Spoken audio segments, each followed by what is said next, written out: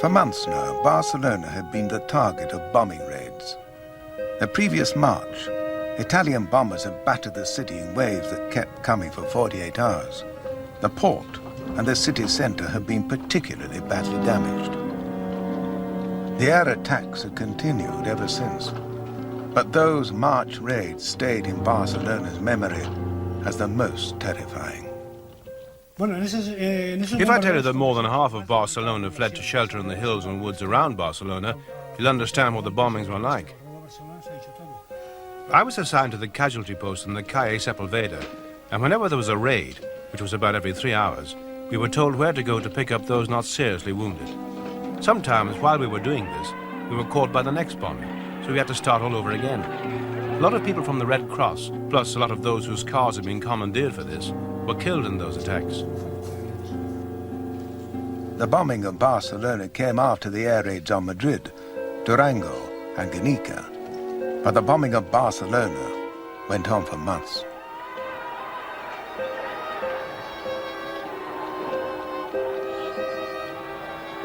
Aimed at cowing the civilian population by its destructive power, it generated a sullen hatred.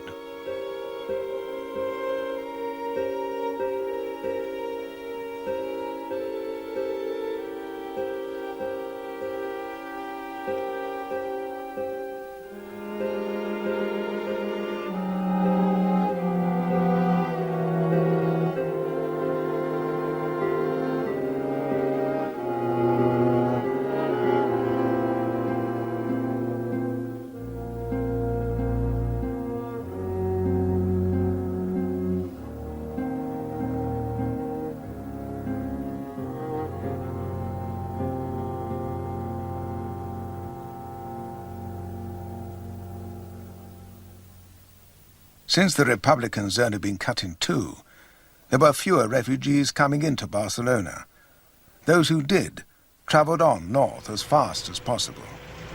But they had all told the same story, a story of what took place when the Nationalists had captured and occupied their villages and towns, a story of death and persecution. The closer the Nationalists got to Barcelona, the more these stories terrified the population.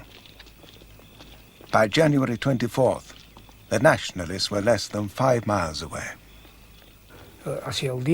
In Barcelona, people realized that all was lost, in spite of some talk of setting up a line of resistance. No one believed it, because they really just wanted the whole thing to be over. And you'd hear people say, it doesn't matter how it ends, only let it end soon. I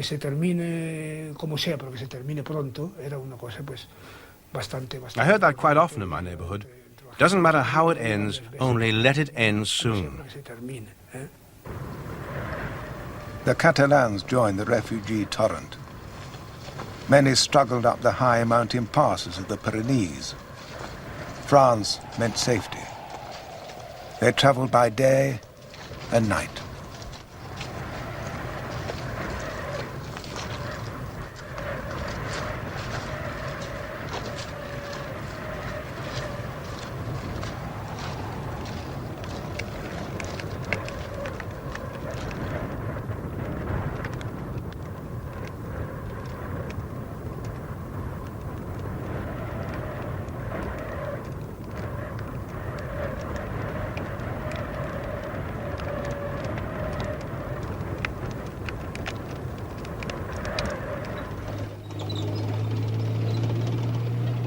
Barcelona, on the morning of January 26th.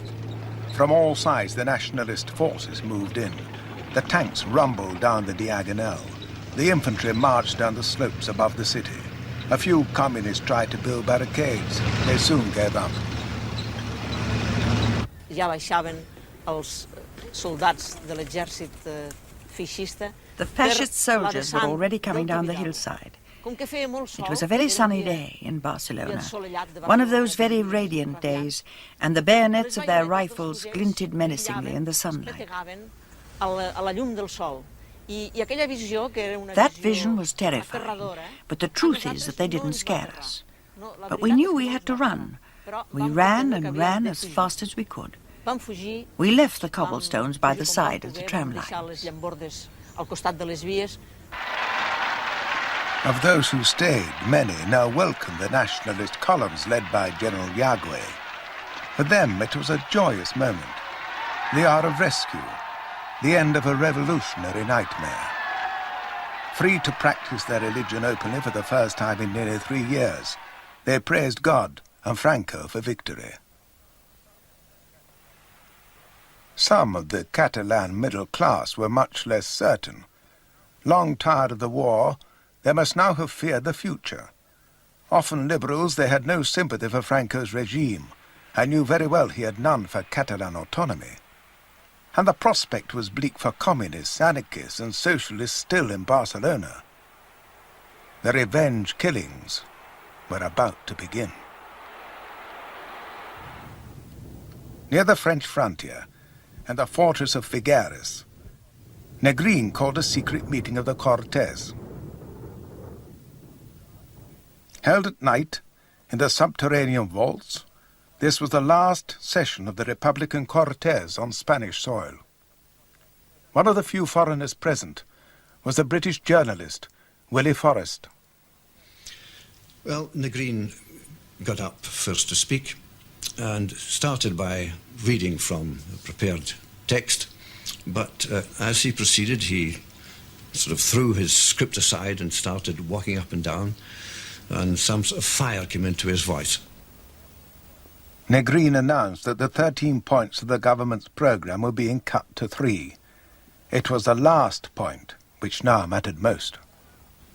Franco must give a guarantee, a cast-iron guarantee, that after the war there would be no reprisals by the victors against the vanquished.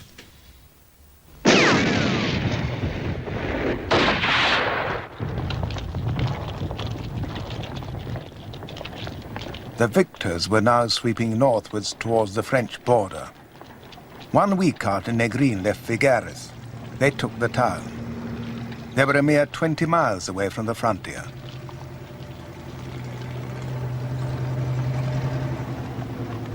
For the Republicans, it was no longer retreat, but flight.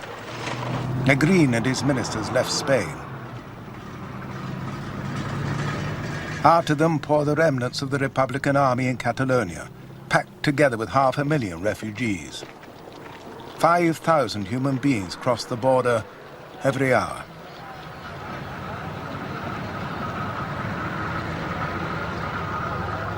On the other side lay only the misery, hunger, and overcrowding of French internment camps.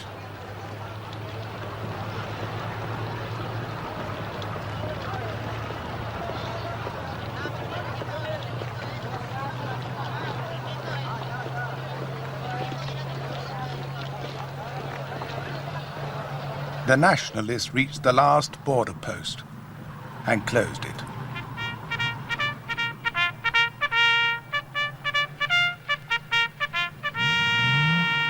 Catalonia had fallen. For these people, the war was over. But Madrid, and more than a quarter of Spain, was still Republican. Negrin was still Prime Minister. He knew he must go back to Spain to save what could be saved by war or compromise. But Franco had no intention of accepting Negrin's latest peace initiative. He wanted only unconditional surrender.